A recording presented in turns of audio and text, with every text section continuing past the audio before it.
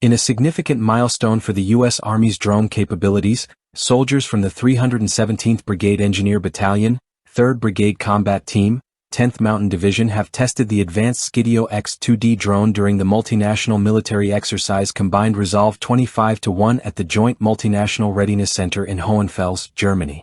The exercise, running from January 12 to 25, 2025, highlights the Army's ongoing commitment to integrating cutting-edge technology into its operations.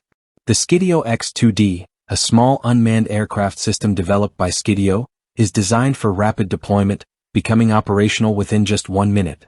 Weighing only 2.25 kilograms 5 pounds, it's compact enough to be carried in soldiers' rucksacks, making it an ideal solution for quick-response operations at the platoon level. This drone offers real-time high-resolution video reconnaissance, day or night, with a range of up to 3 kilometers. What truly sets the Skydio X2D apart is its exceptional autonomy. Thanks to Skydio's proprietary computer vision software, the drone can autonomously navigate complex environments, avoiding obstacles like trees and buildings. This reduces the need for manual control, allowing soldiers to focus on their mission instead of piloting the drone. It can operate effectively even in low-visibility environments, like dense urban areas or thick forests, making it an invaluable tool in a wide range of combat scenarios. The deployment of the Skydio X2D drone is part of the U.S. Army's Transformation in Contact initiative, which aims to enhance decision-making speed and battlefield awareness.